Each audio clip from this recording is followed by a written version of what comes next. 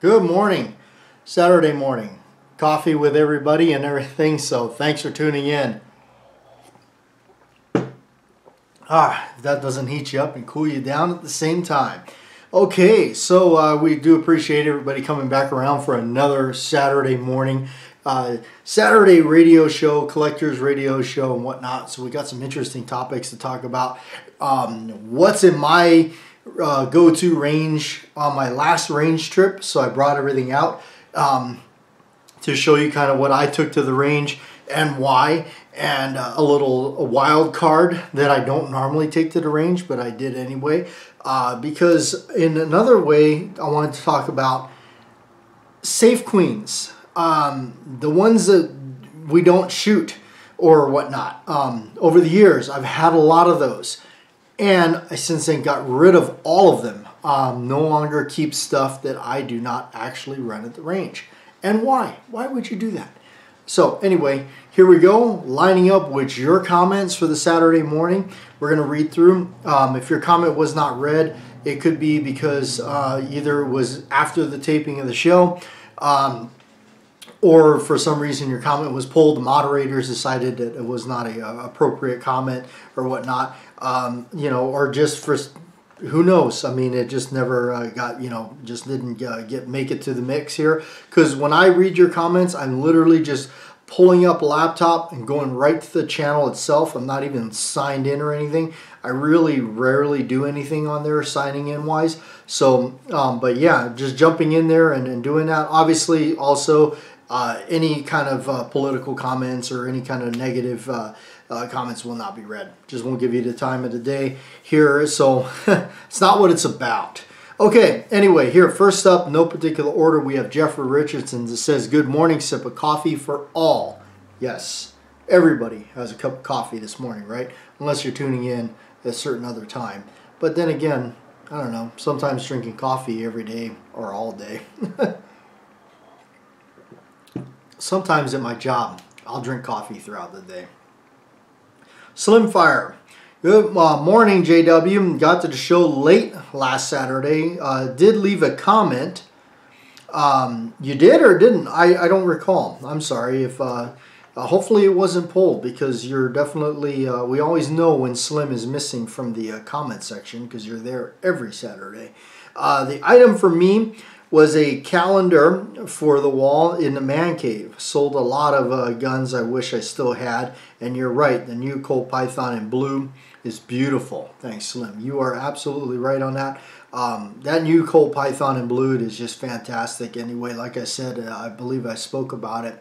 I had ran into a gentleman that was talking to, and he was like, he was like so happy that he said, I bought this new Python and I love it. It's gorgeous. It's blued, and MSRP he paid a price tag of $1,400, like out the door. I think so.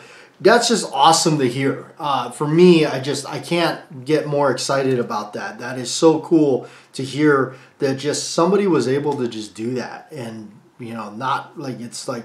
And he even said the reason he always wanted one, but the reason he didn't pick up one was because he didn't want to get scalped in the prices, and that's what it is too. And I understand, hey, capitalism, American way, but we all choose. We don't have to pay it. I can't afford those prices. I'm not going to buy those. They're just, not something I'm going to do. And so, not for something like that. I understand there is quality, custom stuff out there that I've definitely dabbled in myself. But it just, something like that, I just can't, I can no longer see myself forking over the money for it anymore. Not saying that, those that can afford it shouldn't or anything like that. Go for it, if that's you. All right. Gray Rooster says, found your channel through your M206 disassembly video. Oh, that was the old Rock Island Armory snubby that I used to have, which was very helpful in cleaning some clay out of it. Clay! Thank you. Good to see someone appreciating the beauty of firearms. Yes, even that M206 was a beautiful firearm. I wish I still kept it. I wish I didn't lose it the way I lost it, which is a shame. I wish I would have still kept it because it was just one of those that was just worth keeping just because. All right, Sean Lee. Man, that high polished 3-inch 629 is one of the nicest looking revolvers I've seen. I know what you mean. It really is. I gotta say, it is one gorgeous 44 Magnum. It really is. You can see the attraction to something like that. And it's just awesome, and it's worth keeping around. And, you know, of course, running it, shooting it, enjoying it. All right, reminds me of the Model 27. I can't wait until you show off a new Python. As soon as I get one of those, and it's not really on my top priority list, but if one slithers its way around and I happen to snag one up, trust me, the radio show, you folks will be the first to see it. All right, Mick says, morning. I really enjoy this channel. Don't comment much, but always watch. I do appreciate that, Mick. I recently picked up a 629-2 4-inch mountain gun. It has a tapered barrel. It's so beautiful. Also got lucky and got an old 24-3 Lou Horton model, 44 Special. What a treat it is. Take care. Yes, that is a really cool piece you got there. A 24-3 Lou Horton 44 Special. That's cool. That is a really cool. That's the thing too, like what you just talked about there, the 629-2 mountain gun or the 24 Lou Horton. These things are getting harder and harder to come across over the shops. The only time you start seeing them available is the people that had them in their collection have let them go. Hopefully by choice and not by the ultimatum. But it does happen. But they do come around, but you also have to be ready to snag them up and understand what they are going for on the market so you understand what the price point should be. Anything that I'm interested in, I am constantly looking on the auctions and constantly checking all those places out that I can look at and just seeing what the market's bearing on them, where we are at, and what to pay for them. So you know when they come about, you know that, hey, I need to snag this up because I can't kick tires on this one. I need to actually pull. So it's a good thing to know. All right, Gray Rider, good show, JW. Keep bringing those old Colts and Smith & Wessons out for the newbies so they can see the difference in quality of yesteryear. There is definitely a lot of quality in comparison, no doubt. A lot of stuff that I feel so just blessed to own. I have a lot of old Colts and stuff that I still shoot, and I still run them out there. And I tell you, by today's standards, it's just something like those old Colt 45s and stuff I got. They just never will be made again. You just can't. It's just not possible. Crazy Scotsman, beautiful example of a Lou Horton Special. Personally, really never ever gotten rid of. Only really ever gotten rid of a few, and they were all striker fired. I had a Beretta, shot it well, but I am just an old school hammer guy. We've talked about it many times, but layaway is a great option for folks like us, especially in the collector's realm. Yes, layaway. I mean, how else could, working class, poor people, 9-to-5ers, paycheck to paycheck people afford some of this stuff? Layaway. Utilize anything to your advantage. Layaway. I utilize my credit card a lot too. Probably more than I should. But it did build my credit. So, yeah, there's no mistake about that. They loved me. But there's these other options, ways to get them. There's stuff that I ended up getting because I ended up trading into them. I figured that, you know what, I know that this is probably going to be something I'm going to be using or enjoying a lot more than the stuff I had that was just safe queens or sitting around and really never did anything, never brought it out or anything. So there you go. All right, Joe P. Swig of coffee for Joe. Love the 29 and I remember all the fun videos you made with the first one in Hawaii. Yes, we had a lot of fun with that revolver, Joe. When I first had gotten it, and I still miss it. That's why I ended up with another one, because I missed it so much. I really wish I still had it. I wish I never would have parted ways with it. A lot of people, I caught so much grief about that. On the grips, what it was the grips, the panel grips they put on that. I don't have a set of grips out here to show you that.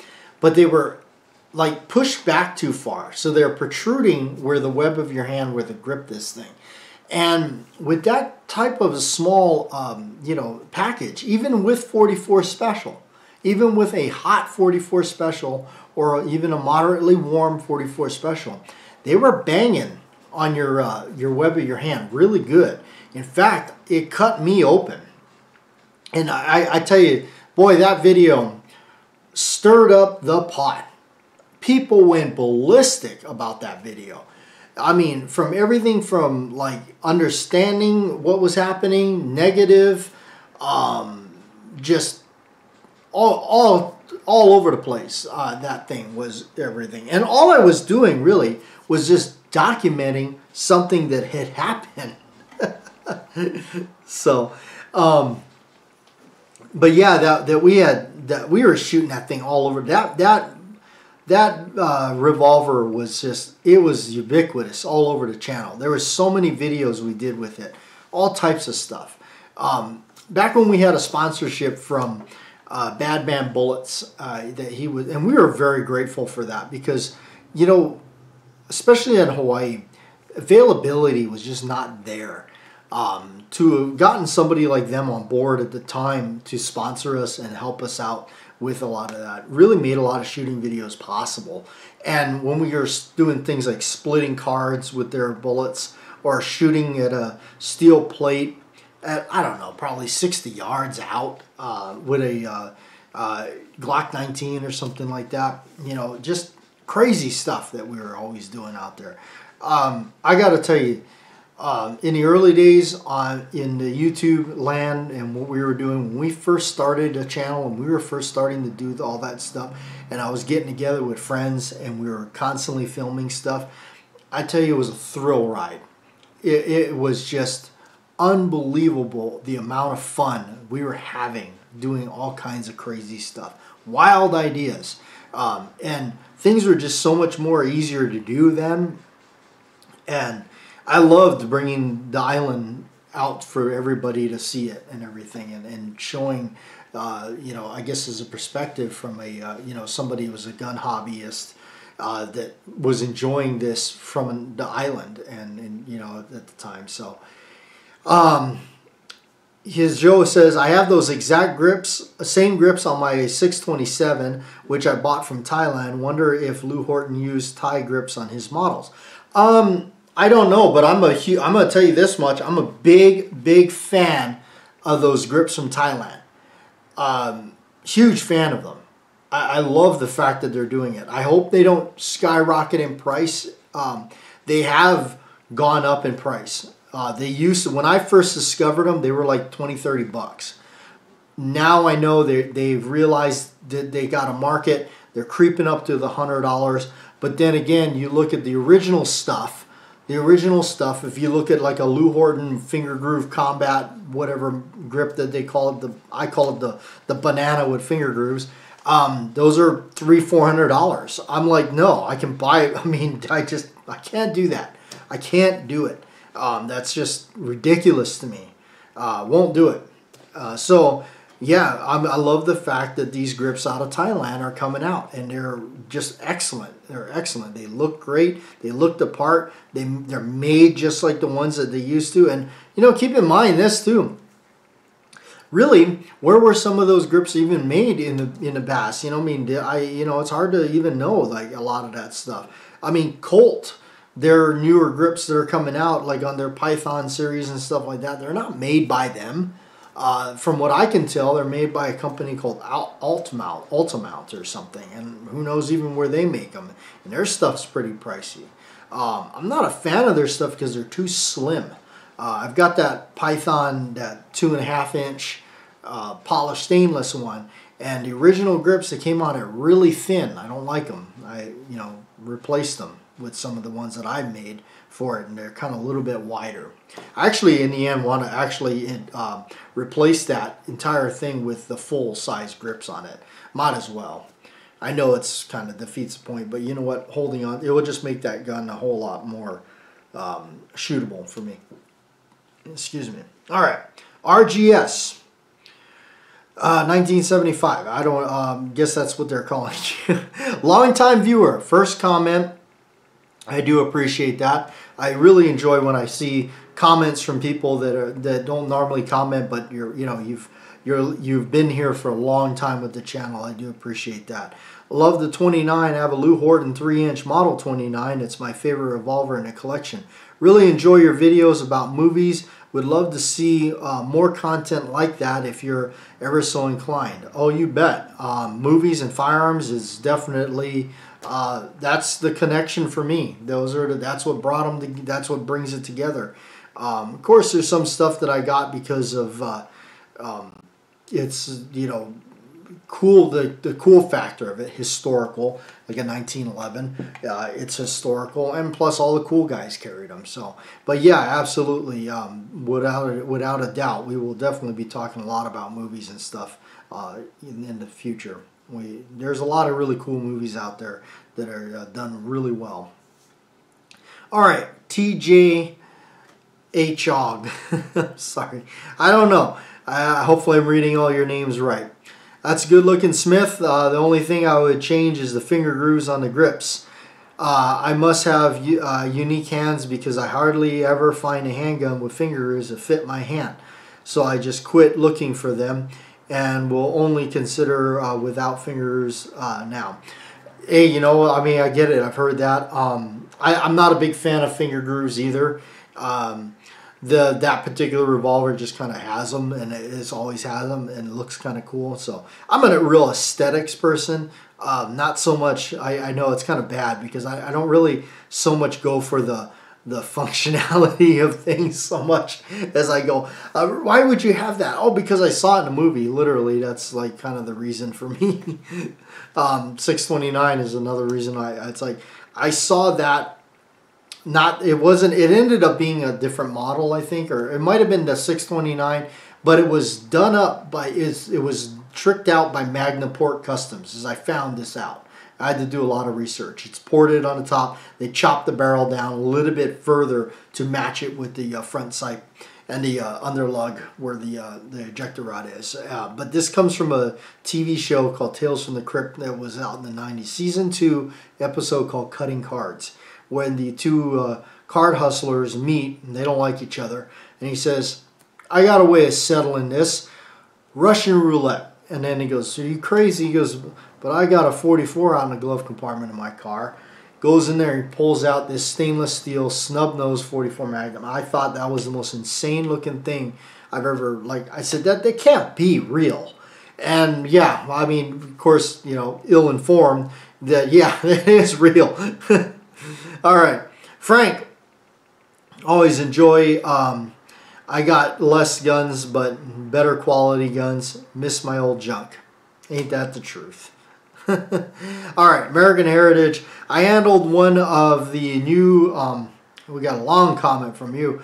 Handled one of the new 6-inch pythons my local store the other day. It looked and felt nice. I'm waiting for it to be blued in 3-inch model. You and me both. And it's coming. You watch. It's coming. As for selling and trading, I've reached a terrible point where my list of guns that I want to buy is so long, I've run out of guns that I'm willing to part with. I, too, have hit that point. If you don't mind asking, which of your snubbies have you kept over the years? Those are the videos that got me watching your channel. Thanks for the show. I will bring those out in a show, and I will show you what I have left of those. So I do appreciate you watching and tuning in, everybody. That's the end of the comments, and we're going to go ahead and roll through some of the stuff here. And This here that I brought out is actually the stuff that went out on the last range visit, and which is the usual suspects that go out to the range. I'll show you the first of all, like for me, mostly I shoot 1911s. That's just kind of, that's my thing. That's what I enjoy shooting. So I really like the Commander variant of the 1911. This is a lightweight frame. This is an alloy frame. The aluminum frame, the Commander size 9mm 1911. That is my pretty much my go-to. I know, don't get me wrong, I love the 45. I still shoot it some, not as much. I mostly shoot the 9mm. It's just it's cheaper to shoot, and honestly, if you've never shot one in 9, it really is a dream to shoot. The hot ticket is a Commander lightweight frame. That's the hot ticket. It is a carry, it is a lightweight frame, so it's, yes, you could say it. It's not as durable as an all steel frame. This one here, when I used to work at a job where I carried it, I carried this all the time. I shot it a ton. In fact, it used to be really tight, and that's how much I've shot it. It's actually loosened up some, and that's just from using it. I probably shot this more than any of the other 1911s I got. I have ran this constantly and really enjoy it. In fact, I may pick up a second one just to have it. And I know that sounds gluttonous, but I may just do that because it really is one of my favorites. This is definitely one of my all-time favorites right here. 9mm ramp barrel. So it's got a ramp on the barrel itself. And that just makes that is my thing. I make sure it's got a ramp barrel. 9mm 1911 Commander. Lightweight frame. This one here is the same thing. It's a Commander variant 9mm. This one here is a steel frame. So that having the steel frame lasts a lot longer, obviously. So it is another blaster of mine I take out. Really enjoy it. It's smooth. It's got a nice trigger pull and everything. This is a very, very nice piece right there. And far as cost, really, because I'm definitely nobody that can afford to shoot thousands and thousands of rounds every range visit.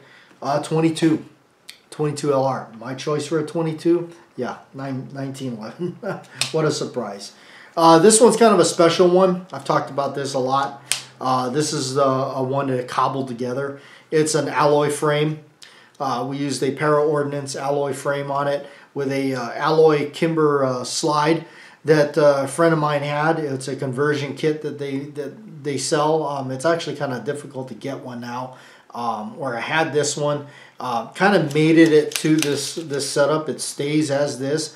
So with it being the lightweightness of it, yeah, it weighs like nothing. It's really cool, and you kind of have a little bit of felt recoil, not a lot, but it's just better than most. You can definitely tell. You shoot mini mags or something out of this thing, you know it. I cut the beaver tail myself to add the high ride beaver tail, and even that is alloy aluminum. I got that from Caspian. Picked that up from them real cheap. And I fitted it to the frame, and yeah, you'll think I'm insane. I literally did the fitting without a jig. I just eyeballed it. I know, and not bad. I mean, not bad for me and basically in a workshop with a file and changing that out. So the reason I did that was sheer weight. Wanted to eliminate as much weight off this as possible. So by going with the grip safety for the aluminum, polymer mainspring housing, yes, you see they do have a purpose. So in a lightweight trigger and everything. So in the magazines for this thing is polymer. So it does in this I guess build or idea, this definitely worked out. So lightweightness. All right. The other thing is, you know what? Anytime I'm just like, there's two reasons I'll bring one out. If I'm just literally going out to just hammer rounds, I just want to just start expending rounds, and I know I just got done saying I can't afford to do that. But if I want to just go out and just like get some serious trigger time and hammer out, you know, some rounds, I will take a Glock. The only polymer frame pistol I own. Glock 17. I will, you know, if I'm gonna just hammer rounds, I usually run it through this. And I'll be honest with you, mainly because it's just it's a junker, it's a throwaway. And if I'm gonna test stuff, if I'm gonna test the load, because I'm a hand loader, if I'm gonna test loads or test different, you know, projectiles, whatever I'm using, this is my test subject. Because if something happens, I don't care. That's why. That's what this is. That's just the purpose that this thing serves. So it's basically the beater. This is the one that just takes the abuse. So sorry, I know I'm like literally calling it a junker, which I'm sorry, to me it is. But anyway, the wild card that I took to the range this time, Browning High Power. You know what? I've always said Browning High Power is such a cool. It is a cool gun. Very historic. Magazine disconnect. This is an older one, 1960s, something like that. Took this out to you know, run it, enjoy it, because also it hasn't been out for a long time. I used to shoot these quite a bit. I used to shoot them all the time. This was kind of my thing until I really discovered the 1911 9mm Commander. So once I kind of got into these, this kind of went to the back. Because really this is that's the size of them. It's actually a tad smaller than the High Power, and it feels better in the hand. The High Power is okay, but once I did get into the Commander 9mm, yeah, the High Power kind of just got kind of shelved to the back. So anyway, but yeah, that's it. That was the last range run. That's the stuff I usually take. You know, I mostly shoot this one here and this one. These are the two. So that's it. Anyway, I do appreciate everybody hanging out this time around and coming around to talk about the stuff I got there. And you know, again, you know, with the range, with the safe queens and stuff like that, like I said, I've gotten rid of those because I just felt that all I was doing was hanging on to it and keeping it set aside. And I didn't like, you know, and I mean, I had stuff that was just beautiful.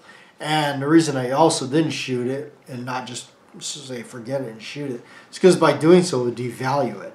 And so in order for me to get top dollar and everything like that, I kept them, you know, unfired a lot of times, which in a sense it's kind of silly because you could probably just clean the thing up and, I don't know, you know.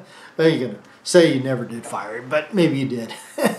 Anyway, I wouldn't do that though. I've always, the guy the shop I take my stuff to, I'm on the up and up with him as it should be, because he always gives me a good price, and always, you know, I don't mind him making the money.